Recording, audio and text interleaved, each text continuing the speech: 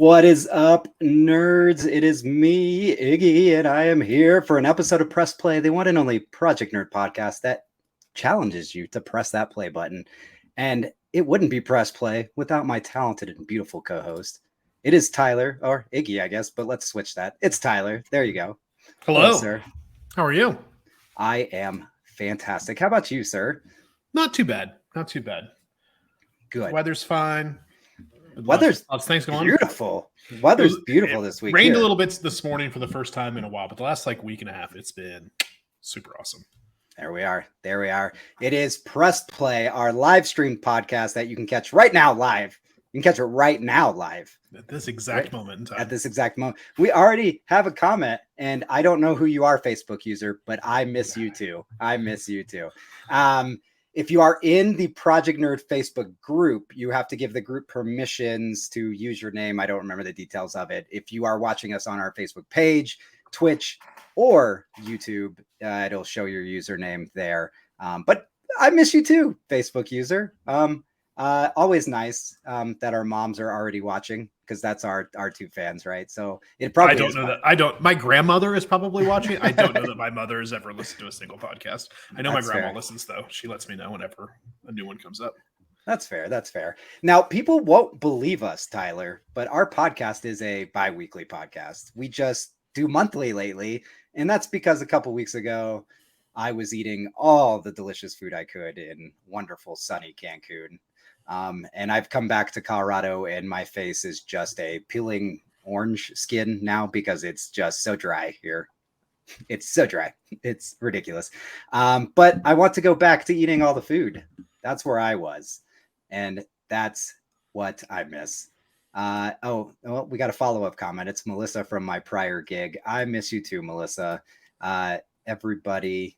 Well, missed some people at my prior gig. We'll just put it that way. But was traveling, so that's why we took an extra week off. But we did meet a month ago to talk Empire Records, Rex Manning Day. There we are. You know, we were in the original cast, as you can see there. A lot of people don't know that. All right.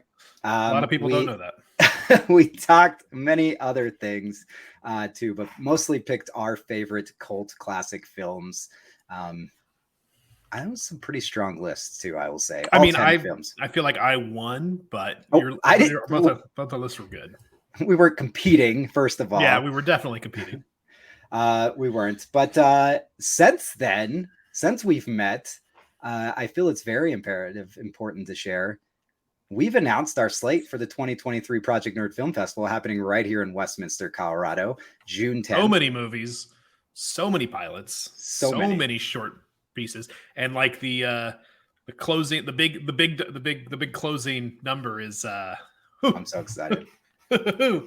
Jason Trost's for FP for Evs. So the FP, which is a post-apocalyptic thriller about two street gangs in Fraser Park that must compete for territory in a to the death match of its beat revelation, or a play off a Dance Dance Revolution. It is cheesy. It is campy. It is wonderfully fantastic. We love it. Jason Trost, great guy. We've done interviews with him. You can find on Project Nerd. He did the FP2, which was also incredible. But where he really won lately was the FP3 he made with one other person in his living room. He painted his living room wall green during COVID pandemic, and they made the entire movie with the digital background. And he won a lot of film festival awards with that one for that concept. And then for the FP for Evs, he's wrapping it up for Evs with the whole franchise. And you're exactly right.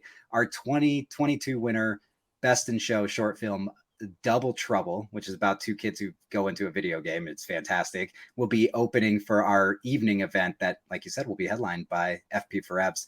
But we open with the award-winning animations that if you are in the Denver area, that's free. That whole block is free. You just got to reserve your seat because we do have limited seats. But you can come watch those animated movies for free. And they're all kid-friendly. And you know what? We're at the Origin Hotel, which has a restaurant in there, and we'll serve you brunch. And we're making a special brunch menu just for you. It includes Harley Quinn's favorite breakfast sandwich. It includes so many good things too. I'm excited for that menu when it'll get shown. But you're right. We have where do I get tickets for the whole shebang? Oh, just go to projectnerd.com for everything. That's where you go. And right at the top of it is Project Nerd's Film Festival links in our top menu or the front top banner. I'm rambling because I am so excited about this film festival, right, Tyler? Like, I don't shut up about it. I should be. I'm super upset that I'm not going to be able to be there. It is it the worst possible time for me? But I'm excited to hear about all the films. So we're gonna have to talk about your attendance record, sir. But that's fine. That's fine. Listen, it's understandable. You're not in Denver area, but maybe some of you that watch us are. I don't know. But that's the film festival. We do have a very big topic today, which you probably saw in the title of our live streaming episode. We'll get there. But what do we always do at the beginning of a podcast that has Tyler and Iggy? We talk current events or current pop culture. I should put a little yellow arrow in there, pop culture, right? So anything special happening this week, Tyler? Anything? I mean, there's one really big thing that's happening. And it's going to there's one, I would say, thing slightly bigger than that's happening though. Oh, sorry. There you go. And slightly bigger than that. Those things are the good things. Doom trailer? Or Cinco de Mayo? That happens tomorrow, and I'm super excited about that. This week's just no, I mean, these are all very specific things. There's one very large over-encompassing thing that affects pretty much everything we talk about on this podcast. And that is, as of midnight this morning, the WGA is on strike again. Oh, that is true. So I'm going to go back to current events. Yeah, I mean, it's I think based on how the last writer, I mean, for those of you who are, you don't have to be that old, but our age remembers the last writer strike. It was a big deal, and it went for a very long time. And depending on how inside baseball you are with movies and television production and stuff like that, there was a lot of things that changed at that moment. For in long term and in short term, like a number of shows and movies just died because they were in the middle of being produced or they were being written. So Pushing Daisies is a show that I was a very big fan of that was killed by the writer strike. Numbers of shows. It also was the second peak of just terrible reality TV show because they were cheap and easy to make. You didn't have to hire writers.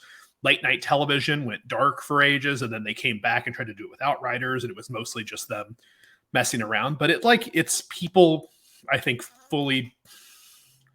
It's hard to, if you're not someone who follows the production of media, it's hard to overstate how important that the WGA's contract with all the different unions and stuff like that specifically is, and all the unions who work in media.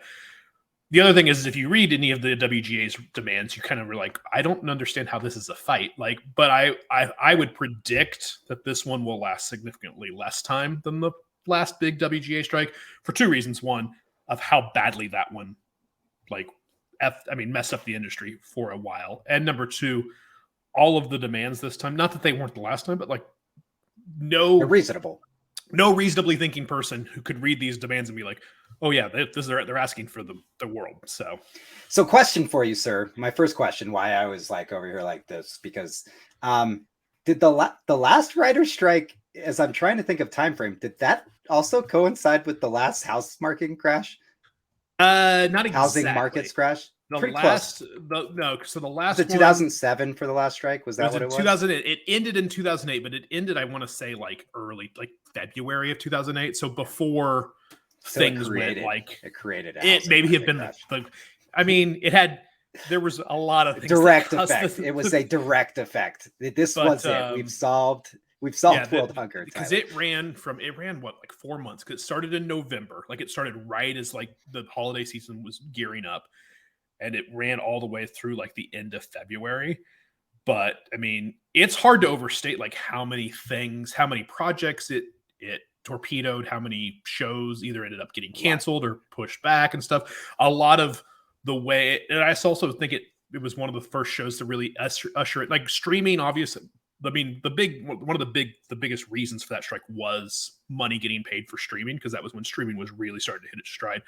But also, it was around the time where a lot of streaming services became very creator driven, and they also became shorter, where it's we're not going to commit to 24 episodes a season of anything. We're going to do 7, right, and it's going to be whatever. So there's a lot to unpack with it, but it was a big deal, and this one is also a big deal. But if I had to predict, it will be shorter than 4 months. So follow-up question for you. Yeah, I'm also feeling like we should have aired this late night because you're right. It's all reruns tonight. We should have gone on the air at 10 Eastern. What are we thinking here? We could have taken over Jimmy Fallon's spot. NBC would have put us right on the air. Okay, so that wasn't by design, though. Like, we didn't know months ago, we didn't know many moons ago that this was going to be this week. But you're right. We do have that strike, which a lot of it is, again, around streaming. Like, it's the streaming. This one has a lot to do with streaming and also the number one topic on everyone's lips, it seems like these days. It also has a lot of information around the use of AI or machine learning sorts of like mechanisms to like write a script or, you know, that kind of stuff has actually become a topic all of a sudden because it's a topic in every industry all of a sudden. All the time. You can't get away from it. But also this week, I want to think positive, and it's Star Wars Day. May the 4th be with you. That's why we opened up with a long time ago. Or no, it was a short. I think, hold on. It's going to hide our faces for a second, but it said a short time ago on a podcast far, far away. I feel like you're forever far away, Tyler. I miss you. Anyways. Welcome to come visit. May the 4th be, you know, obviously it's a play on words and it's become pretty big holiday. Disney's really embraced it as well. They do a number of announcements. They do all kinds of stuff. We get I think a Simpsons cartoon on Disney Plus this year, like for baby Maggie as part of it. So, I don't know. How do you celebrate Star Wars Day, Tyler? It depends. Like, obviously the announcements are usually enough to tide me over. I'm curious because they just had Celebration in Europe super recently and announced umpteen different Star Wars projects. Is there anything? Did they leave anything in the tank for the 4th? Maybe some trailers? Are they going to release something that they've? That's true. Because did we only get the Ahsoka trailer and the game trailers? I feel like out of Celebration. We got this. We also got the teaser trailer for the new season of Visions. Okay. But they also like introduced this person's going to make a movie and this person's going to make a movie and we're going to make a show about this. Maybe I don't know. I can't think of anything that they. That's why they were like, crap. Just give them a Simpsons short. I can't think of anything they could do short of like release a show that we think is a ways. Like if all of a sudden they're like, oh, actually, also today, season 2 of Andor is going to drop, which is not going to happen. 100% not going to happen. But like, do something like that. But it being so close to like Celebration, I'm curious what we'll get. But I mean, I love Star Wars. We're going to talk about this at length later when we talk about like fandoms. But I love all things Star Wars. I mean, I love The Mandalorian. I love all the movie. I love most of the movies. I love The Mandalorian. You can't say it anymore. I mean, I loved the old expanded universe. I haven't really gotten into the new expanded universe, but at some point I'll break down. And I know Adam has read a lot of those new books. I haven't done it yet, but at some point I'll probably do it. But there's nothing that's ever going to have the Star Wars name on it that's going to go into a theater that I'm not going to go see opening weekend or watch on streaming when it drops on Disney Plus. It's just not going to happen. There's never going to be a world where that's going to happen. Because it's such a integral part of my just being when it comes to pop culture and media and stuff like that. So, well, also celebrating this week is the geek's favorite holiday. It's like we just had Record Store Day, which I was out of town for, and now we get Free Comic Book Day, which guess what? I'm out of town for. So all the cool stuff. Have you found a comic book store by your new location yet, Tyler? I have. There's none very close to me, but I have found a couple cool ones that are like, if I want to grab on the train or make a short drive, aren't too bad. So I'll probably check one. I haven't really looked at is there any, who's got big drops? Like who's got the big ones that you need to get? I heard there was an Umbrella Academy one, and I know you'll probably want to get that one. So if I plug that our Colorado Batman and Wonder Woman mini will be at I Want More Comics, maybe they'll pick me up an Umbrella Academy one since I'm out of town. I don't know if they're watching. I don't know what's all dropping. I honestly haven't looked. I know there's. It's going to make me more depressed for missing it. I know there's some. I mean, all the big names will obviously have stuff. You know, obviously there'll be an Archie thing. I know Dark Horse will have some of their they'll do something for Star Wars: The High Republic. I'm sure they'll have an issue. I can't imagine. I mean, there'll be hundreds. I mean, I say hundreds. There'll be lots and lots of comics. I just haven't. Usually, there'll be one or two that jumps out at me that I'm like, I'll hear about, and I'll be like, oh man, I really need that. I'm sure there'll be a cool Ninja Turtle one that you'll probably need to have someone get for you. Gosh, I'm gonna make a list now. I will be partaking in a nice dinner and hiding up in the mountains for the weekend.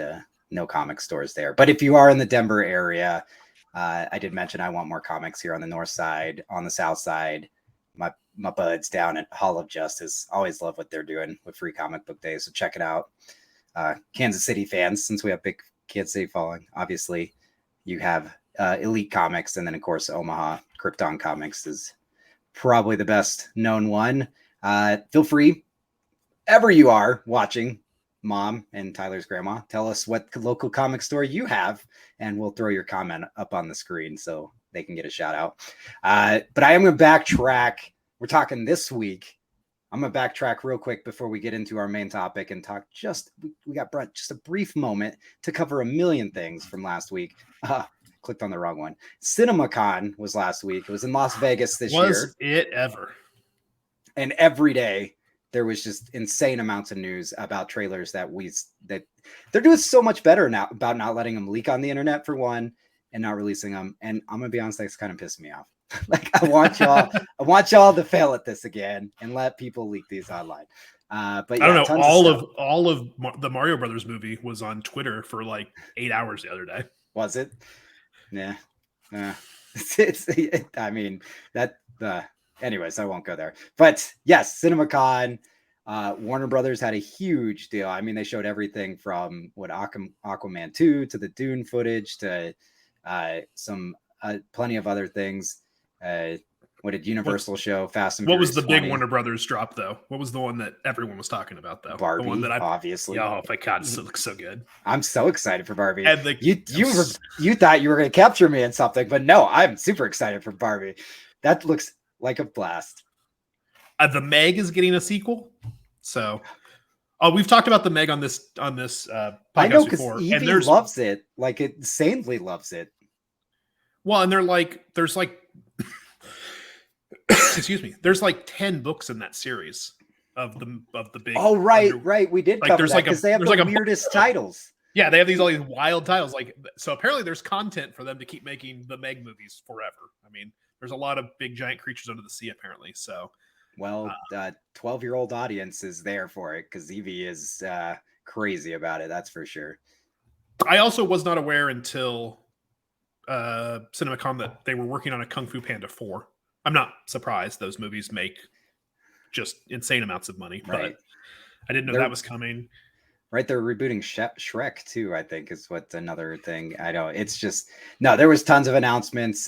We're really, I don't know, we've spent a lot of time on current events. So if you are interested in CinemaCon trailers, drop a comment to tell us which one you were looking forward to hopefully eventually drop. We get the Dune one tomorrow. Oh, the Dune one is tomorrow. Which I do. Hold on. Let me go. I do have the Dune one is tomorrow. There we go. I'm sorry. I'm producing the show myself because our producer is a no show. But I'm also, we were talking about this before we started. I'm super excited for this movie. I went and saw Dungeons and Dragons yesterday and this trailer again. And this trailer was before it again. And it just always gives me a good feeling. It looks so much fun. It looks so much fun.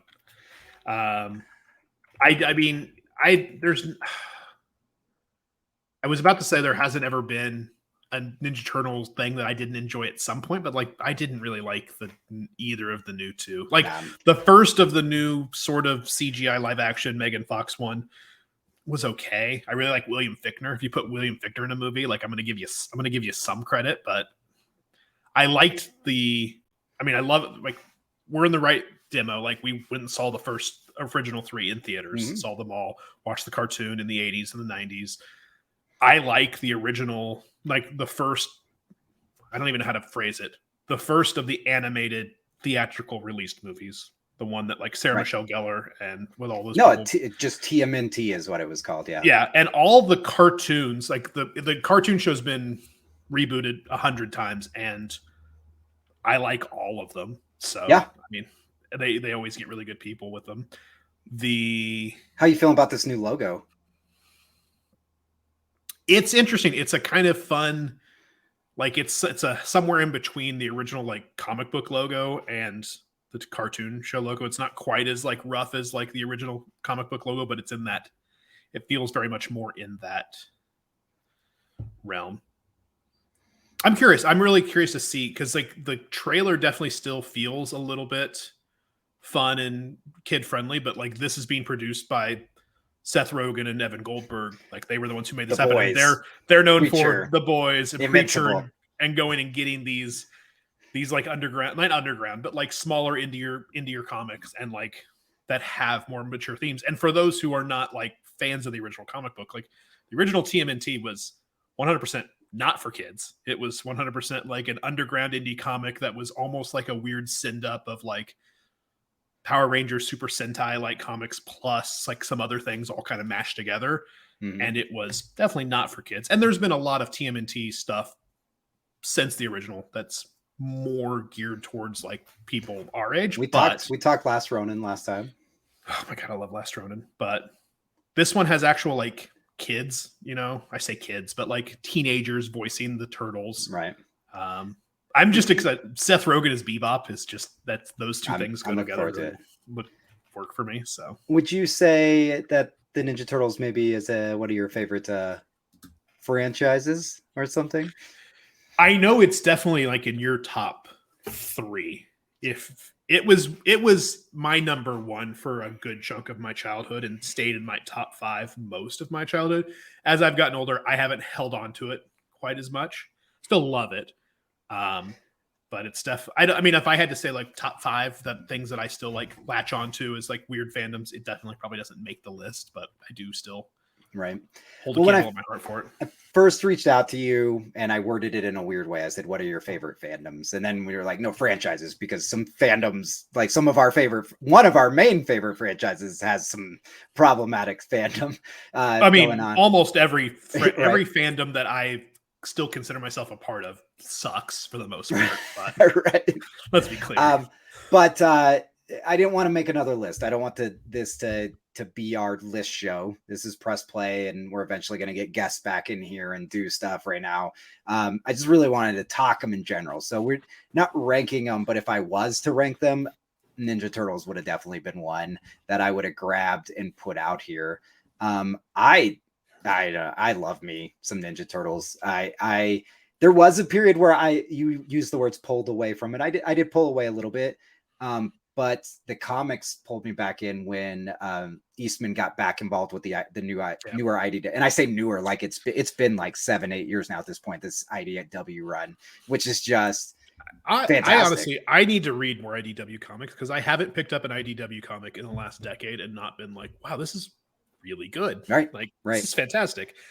And those comics definitely helped because the other thing was there just wasn't much.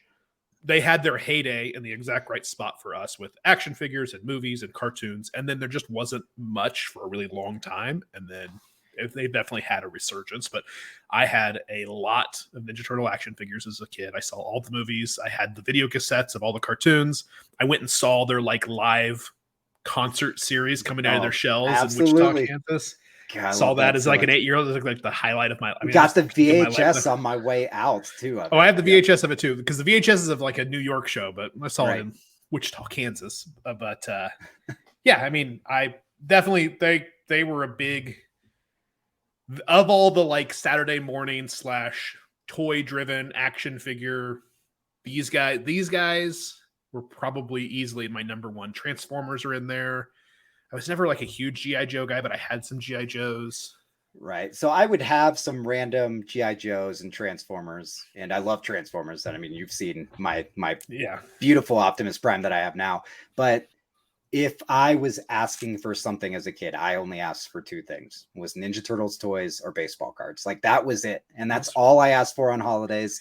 And so because of that, I had I maybe had, like I said, a couple Transformers, a couple G.I. Joes, but I had the the pizza slinger, I had the van, I had the blimp, I had the original. I still got some of the original turtles hiding in this closet right here. I didn't have the blimp. I did have the van. I did have the bike and a lot of the characters. The bike with the sidecar. A friend of mine had the Techno Crag, which is the one I always wanted. Okay, so I didn't have that. That my parents weren't in that realm, and they didn't have friends that were at that level. I didn't have that. I had a friend who had the Techno Crag, and I definitely wanted that one. The other one that I had, I'm thinking about toys I owned other than like those. The one that keeps popping in my head, not nearly as big of a franchise or a fandom, but there was a period of time where there was a very popular cartoon in addition to the movies and a lot of toys, and I had a lot of Ghostbusters toys. Action figures. I had the Proton Pack. I had the Ghost Trap. I love me some Ghostbusters, but I had an Ecto one, like the Studebaker. That's a cool action figure. They have a Lego Ecto one now. You should really. They have a Lego everything. I know. But it's like one of those $200 ones, so it's like this bit. Like it's a good size. It's one of those hobbies. I used to love Legos when I was a kid. I had a friend who had like one of those rooms in the basement, which is like a table, like the pirate ship in the castle. I used to love Legos, but I have enough overly expensive hobbies between, comic books and video games and books and Warhammer and Gundam. Like getting into, next thing you know, I'm buying $750 Millennium Falcons, and like that's the end, So right. Listen, that Millennium Falcon. Every time I wander into that Lego store, it's gonna end up like I'm just gonna do it at some point. And my wife's gonna leave me. My wife's gonna leave me because I'm. My sister last year, 2 years ago for Christmas, my sister gave me the AT-AT, not the big AT-AT, the one where the feet are like this big, but like the medium-sized AT-AT Lego set, and it's so awesome. It's set up behind this Ninja Turtles record right here. So much fun, and they're just fun on that back wall. My Legos now has become Gundam figures, I'm assuming this Facebook user is my wife because there's a no, you're not getting the $750 one. I'm assuming that's what that comment is. It popped up when I said that. So my Legos now are Gundam, which we'll get into that franchise. We'll get into that fandom peripherally here in a moment, but I've been building a lot of Gundams lately. So, all right. We are talking them. You did. I said, hey, name me some things that you want to talk about, that you want to cover, franchises, fandoms, whatever. I know one of your biggest things, that you are you are the book guy for Project Nerd. Books are. I do love a book. Books are. There are a lot of book franchises that that's my number one. Like that's why I made sure. If I had to give up, if I had to give up Iggy and all things.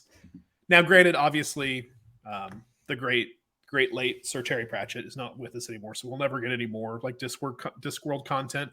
There's still been attempts, some good, some bad, some somewhere in between, to like adapt his works into various forms. There's been years ago, there was cartoons. There's been movies on Sky. There was a television show on the BBC that was supposed to be about the Watch and had the same characters, but that really wasn't any at all about the Watch, and it was terrible. I love Discworld. I love everything about Discworld. He's my favorite author. They're my favorite series of books. I love a lot of series of books. I love a lot of cool genre franchises, and have read, all of Wheel of Time and Lord of the Rings and everything. What about Sanderson, whatever? But what about when you were a little Tyler? Maybe some Goosebumps. I mean, I did read a lot of Goosebumps. I didn't read nearly as many as some other ones did, but I definitely read a lot. I do love some R.L. Stine. The one that I missed on that, like, I feel like people our age always like hit on though is Goosebumps, and then one I totally missed the boat on, but I have friends who still get obsessed about it. Did you ever read any Animorphs? No, I'm familiar, but I didn't really read them. No, that's one that I definitely missed. I don't know if I'm a little bit too old for it, or I just totally missed the boat on that. But I feel like we are. I feel like because I feel like the friends of mine that I know who are really into it are not like that much younger than me, but they're a little bit younger than me. So I think I missed the boat on that one. But I did love some Goosebumps. We mentioned earlier the trailer for this movie dropping. I do love Dune. So Dune's has a tricky one for me because, like, I do love the original novel. I love the original novels by Frank Herbert. I have not amazing feelings about the books that his son and Kevin J. Anderson have gone on to write. I've read a lot of them. I haven't read all of them because I finally hit like the breaking point where my nostalgia for the world could no longer overpower how not good those books were, and how much some of the like plot points and decisions that were made in writing them kind of like defeated the purpose of some of the original books. Because for those who are like, obviously Frank Herbert originally wrote 6-7 books, and they range all over the place. They start getting very cerebral and weird, where it's like we have this movie, right? The movie that everyone's at right now is the original Dune novel, which has been split in two for these movies, and then followed by Children of Dune, or Dune Messiah, and then Children of Dune. The next book in the series is called God Emperor of Dune and takes place 3,000 years after the end of the third book.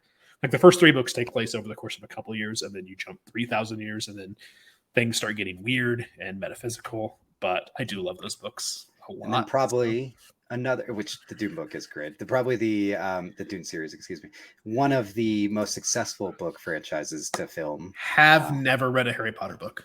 Never read them. Interesting. No, well, I have different. It was post us being kids, and Harry Potter was read to my kids. That's why we read the books. Like I read those to my son. Part of it is like I don't know that I'll ever go back and read them at this point. Like I feel like that ship has sailed. I know I made attempts to do it. There's two problems with it. One, I'm just slightly too old for like when they really peaked. The other problem is when they were really starting to hit the ground running and like people were like, these are the greatest books ever. I was obviously pretentious, dipshit, like nerdy, like snob kid who was like, no, but you know how you get there. It's like, you know, like people are like, you don't, I listened to real music, or I was into them before by the time these books were big, I had already read all of Lord of the Rings, had started Wheel of Time, was into like quote unquote real fantasy. And I'm like, I'm not going to read these kiddie books. And they weren't definitely not geared towards me. And then I remember I had my girlfriend at the time, the girl I was dating for quite a few years during this period of time, was huge into these books and took me to, I saw all the movies. I've seen every single Harry Potter movie in the theater, most of them with her. But I remember she had them all, and I remember trying to pick one up and like just start to reading it.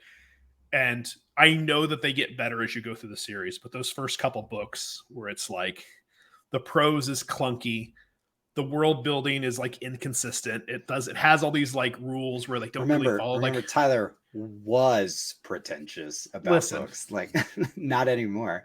I will read all sorts of trash now. Like I read a lot of really terrible fantasy and I love it. But at the time I had standards that I felt like were important. But listen, you're as someone who, you know, there's also a certain level where, and like I said, they do get better as the series goes on. I know lots of people have read them, but like in those early books, if you're someone who is familiar with like the tropes of fantasy and magic and stuff like that, there's a lot of things that are annoying about them. And there's a lot of things that are like, so there's a secret werewolf thing prowling the school, blah, blah, blah. Meanwhile, we just got a new teacher whose last name is Lupin. Can you see the twist coming in this one? I don't know. Well, and for younger people might have been tricked. The power of love is like the magic that's I have problems with Harry Potter. So not withdrawn from like my problems with J.K. Rowling, which is right thing, but just Harry Potter in general. I just never got on the boat, but I don't discount its power and importance in the greater canon of like fantasy literature and fandom over the last 30 years. So right, so we're talking fandoms and franchises, so we're really focusing on franchises here. One that kind of piqued me on both words, and it might seem like a reach at first, but we're talking reading, so I'm going to stick with Saga. I really feel like a fandom has grown here. This obviously has been an award-winning comic by all, but if I talk to any adult who says they're still actively reading comics, they read Saga. They read Saga. You read Saga, which it's back, by the way. And when I reread through the first half, I had mentally blocked out how that first half ended on purpose. Like when I reread it to get ready for the new volume, I was like, wait, I completely forgot this happened because I wanted to forget this happened. I haven't had something like that impact. I haven't had a piece of pop culture, reading especially, impact me at that level that does. This is one of the most beautifully written things. So as a franchise, I love it from top to bottom. The characters, everything about it. Well, Brian K. Vaughan is just brilliant, which I know you agree. But I really like that. I wanted to bring this one into the show because I really see a fandom growing here. It scares me because what does that mean for on screen? It's going to eventually happen, and that's a hard one. But it also excites me that I could just talk to people about Saga. I talk to coworkers about Saga. It's pretty awesome. Yeah, really. I mean, I think even if you're not like a comic, if you're just trying to get into comics or get back into comics, I can't imagine ever going. It's the one that it's an easy recommend. Like, I can't think of anyone I wouldn't be like, oh no, you should read this. Like, there are a lot of things that I watch and a lot of things that I read and a lot of things that I consume where I'm just like, if you were to ask me for a recommendation, I would have to like, you know, I'm not going to recommend this one for you specifically, but how about this one? Right? Just fitting to people's tastes and thresholds for certain things. There's no one I wouldn't hand a copy of Saga to. Zero. There's zero people that I wouldn't be like, you should definitely read this. And it doesn't hurt that it has won and or been nominated for God knows how many Hugos, Harveys, Eisners. Like, well, it's won multiple Eisners for best ongoing series. I mean, I don't know that there's a year that it's been actively being published where it wasn't nominated for probably best series and best graphic story for the Hugo and the Eisner. I would think, right? I'd be shocked if so. I know it hasn't won every year, but I agree. I think it's nominated every year. Well, that's some on the reading side, and as I dig through my graphics here, we might find more that are reading. But looking at a few, you mentioned it. Does anyone actually own the rights, or do they still hold on to the rights for it? I don't. I haven't heard anything. I'm not saying there hasn't been and that I missed it, but there isn't anything actively in the works that has been put into my in my at radar. I haven't seen anything in terms of like it being adapted, but it's one of those things as it grows, it's going to happen. It's going to happen at some point, whether it's a couple years or a couple more years. Question is I mean, it's rough because early on, I remember early on, Brian K. Vaughan was always very clear that like the reason he created Saga was to do things and tell stories and do things that he couldn't do in movies and television and that media. I just wonder if at some point the popularity and or the money or just like the powers that be just become too overwhelming to like deny. I think so. But it is awesome. And I mean, they make enough money just selling Lion Cat merchandise. I feel like I know. I'm sure. How many different Lion Cat like branded things are in your home? Well, first of all, one of them was drawn by my wife, or painted better, I should say. I have an oil painting of Lion Cat, like Notorious B.I.G. style with the crown on its head. Obviously, the plush you don't have the big resin that they made. I have it's in the glass case. So our glass display case has our nicest pieces, but it's also kind of because it's smaller than the other shelves and off to the side. I don't think it gets the attention it deserves, but it is definitely in there. I've considered even getting the alternate versions of it, because they do have a gold version of that resin statue. I don't collect many pop vinyls, but I do have all the Saga ones, even the variants. And because I like them for being Saga, they're out of the boxes, they're on the shelf. Like, I'm not intending on, reselling those or anything.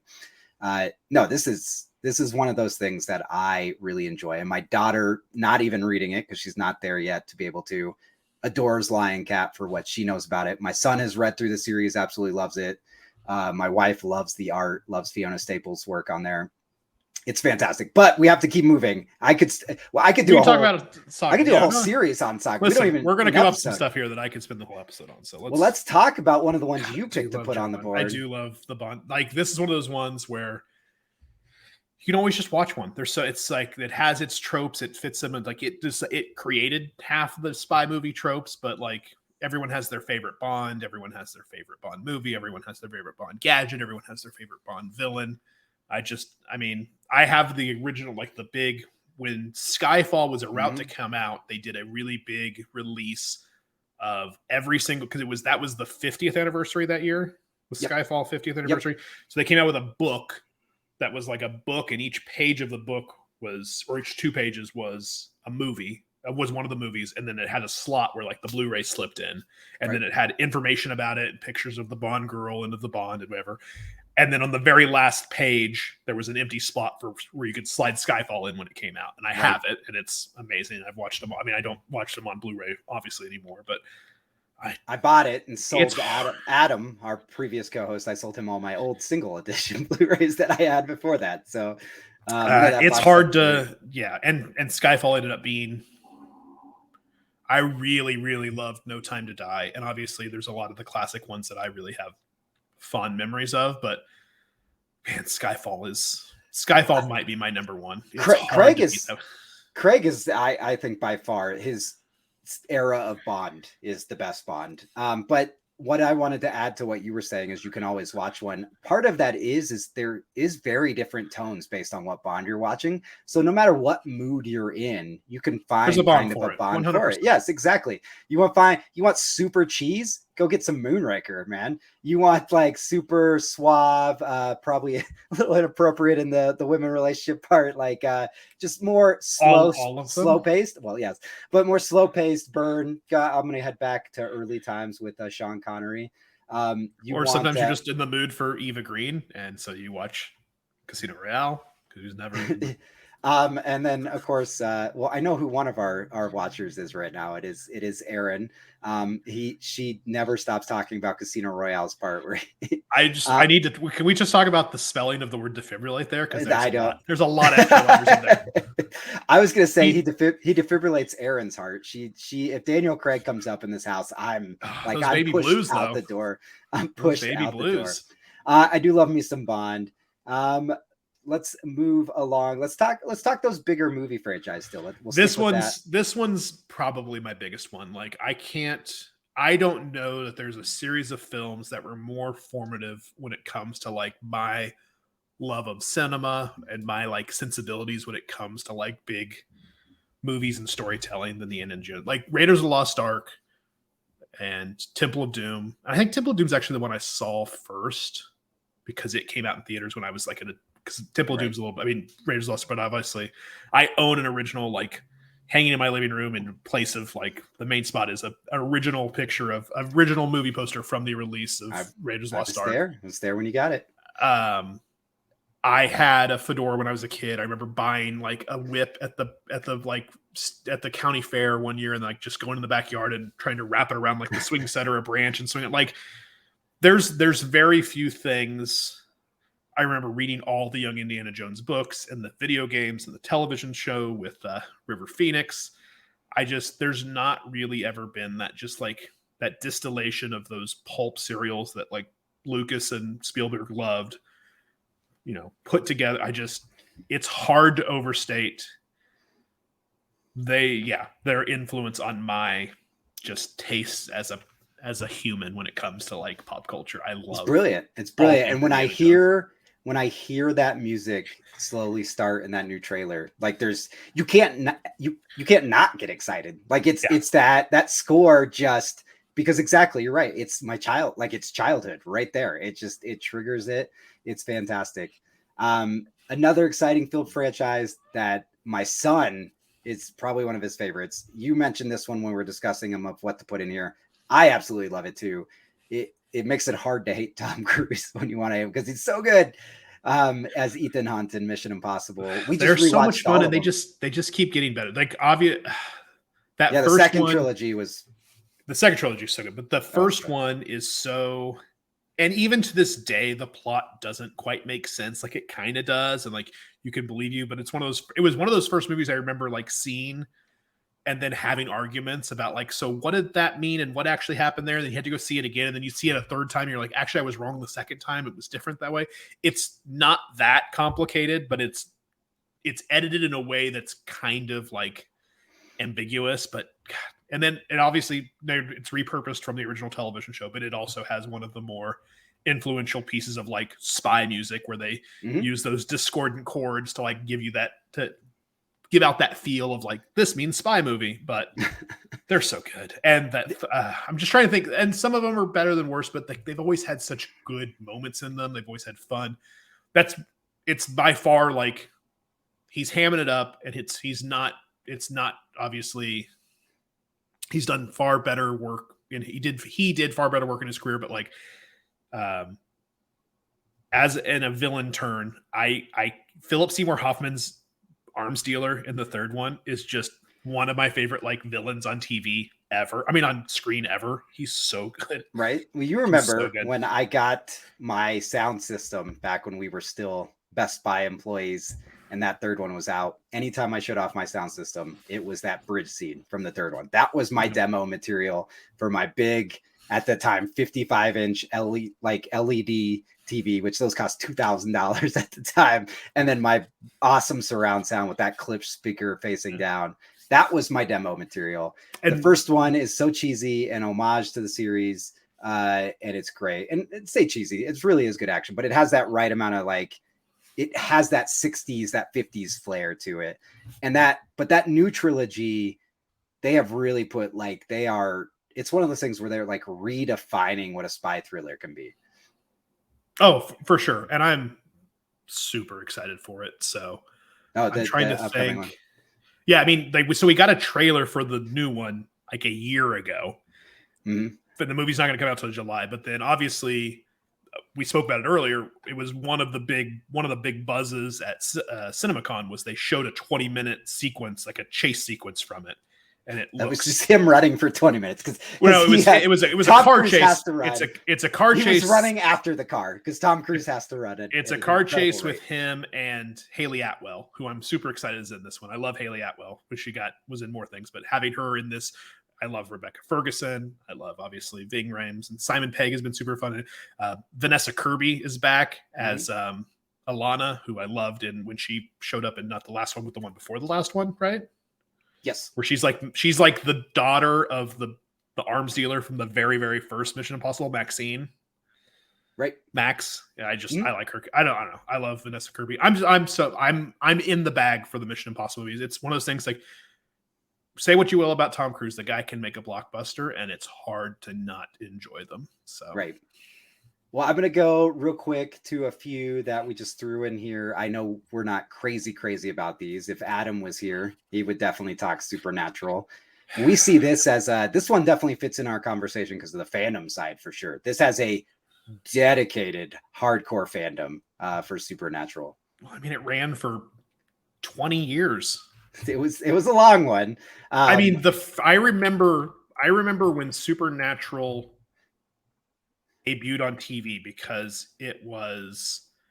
its lead-in was, I gotta say this right, its lead-in was Smallville, because this is like the height of Smallville, because Jensen Ackles played a character in the second or third season of Smallville. He was like the high school coach who like at Smallville High, who like was in a relationship with Lana, whatever. And he had to leave. Like they wrote him out of the show. He left it so he could go star on this show. And then it was like on after or on this. It was on the same, obviously the CW. Right. But then, and I was in college. I remember this because we watched, because like Smallville was watching at our house. Me and my roommates would always watch Smallville. And then I just remember always thinking like, oh, is it still on? And then, 15, 20, 14 years later, it was still on. How many seasons did it go? How many was it? 15 I think seasons? You're around 14, 15 is right. Yeah.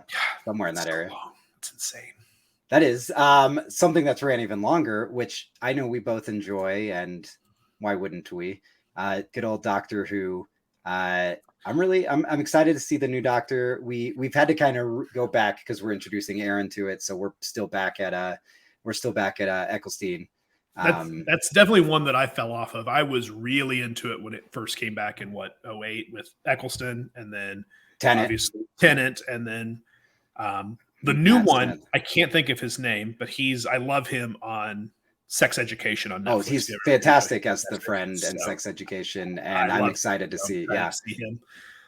But at some point I should probably try to get back into Doctor Who, but it's been so long since I watched an episode of Doctor Who. Right. Well, let's go bigger. So I'd call this a whole fandom. This is a whole fandom. Well, Disney people are hardcore about. I mean, there's people who are just like hardcore about Disney. There's people that are hardcore specifically about the movies. People who are hardcore specifically about the parks, and then people who are hardcore about very specific movies too. Like there's a lot of different. There's a lot of different stripes of Disney fandom, but there are many of them. They are legion. Right. And then of course there is DC, which I mean the comics, love movies, the animated movies, the cartoons. I was just watching an episode of like Justice League Unlimited the other day because I was thinking about it. It's like I want to see that. I just pulled it up on Amazon and watched it, or not Amazon, Max, HBO Max. Right. And then probably it's obviously the thing that took over the whole world over the past decade plus is Marvel's MCU. I would say the MCU in itself is a whole nother beast that could warrant a conversation separate of just Marvel. It's pretty insane, the popularity on this, and it how much bigger than I ever thought it could. I won't lie. I never. I remember that first Adventures. We broke it down a lot back in the Nerdcast days, and when they did it, we were all impressed. Like they did it. They pulled together an ensemble cast like that and made it work in a way, and then it was just no turning back. But I wanted to move through those quickly because I wanted to spend a little time on the two stars that we talk about. Because when I think fandoms and franchises, Star Trek as well as Star Wars, both you say those huge, and people, but also people could assume, like if I say Star Wars, are you talking the franchise? Are you talking the fans? Are you talking the culture? Are you talking everything like that? Both of them are like that. You were here last summer for Fan Expo Denver, and we were set up right next to that giant Star Trek. I mean, they had everything. It's insane what they do. And then of course, the Star Wars, you have all those costuming groups, 501st, obviously, many others, things of that. We both like them all. We both like both. I love them both. We both like both. That's the words I'm looking for. I would say we both tend to lean a little more in one direction, though. If I'm yeah, I mean, I'm definitely more. It just depends on the mood too, because they're very different. Like, there's one is a hard, not I shouldn't say hard sci-fi, but one is like a science fiction, and one is a space opera. Like, they're not the same by any stretch of the imagination, but I've definitely invested more probably into the Star Wars canon and world, but I do love Star Trek. I played Star Trek games and Star Trek RPGs, and I've seen every Star Trek show. I need to watch I watched the first 2 seasons of Picard. The 3rd season of Picard just finished. It was the last season. It's apparently very good. They get everyone back from the Next Generation. At some point I need to sit down and watch it. I just haven't had time yet, but I really love the Lower Decks. If you like, I do actually. It's Lower Decks is amazing, and it's also like very funny, very good. But it's also a very good Star Trek show, and they also do a lot of like crazy deep cuts to like old school Star Trek stuff, and everything from Voyager to DS9 to the original series.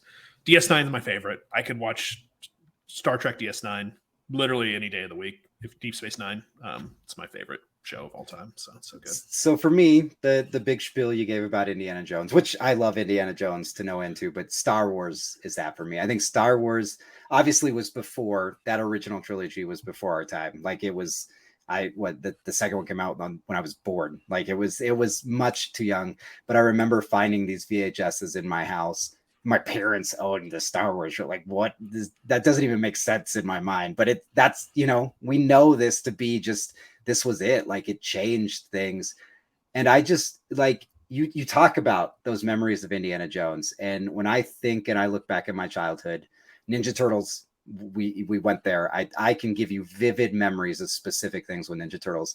I can give you vivid memories of why Vanilla Ice is so important to me because of Secret of the Ooze and him being in that movie.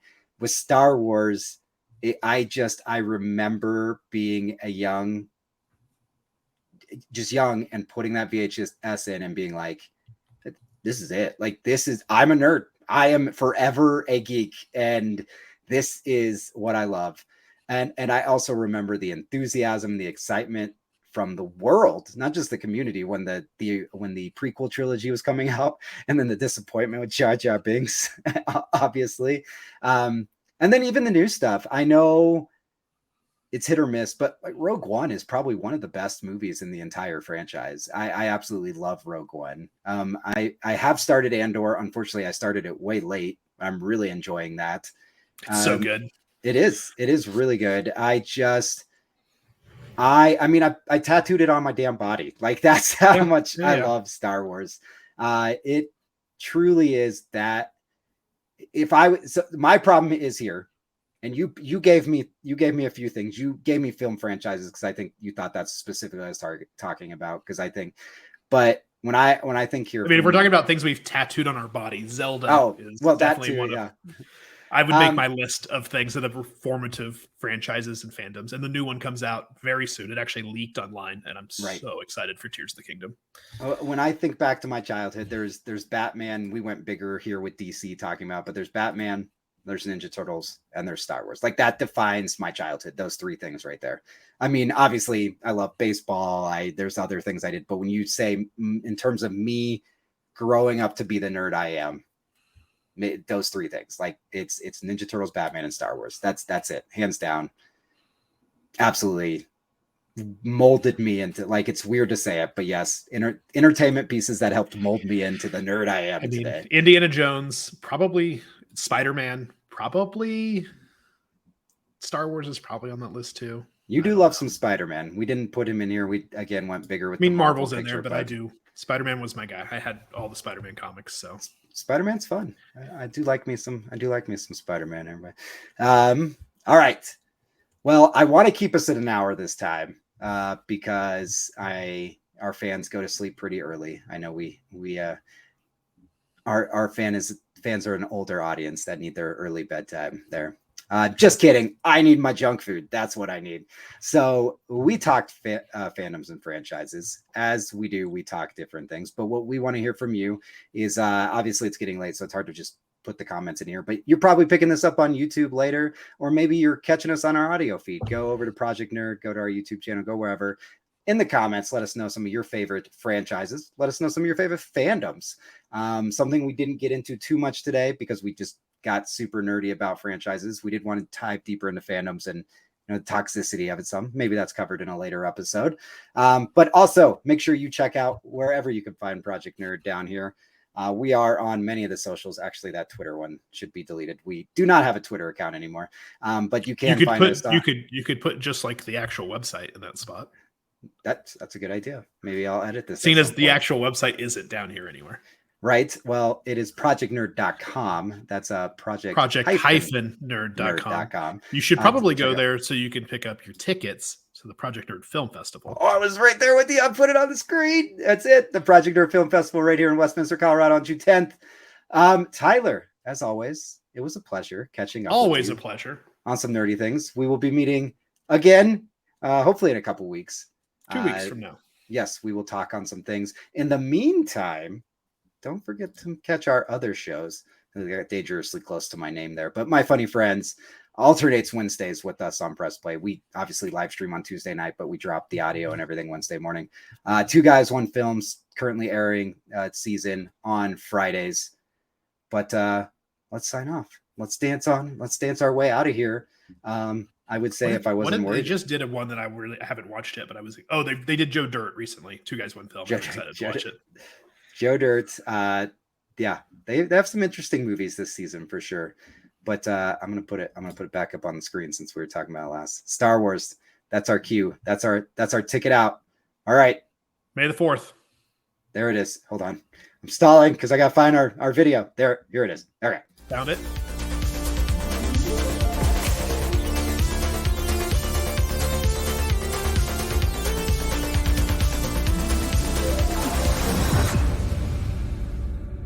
Project Nerd make that?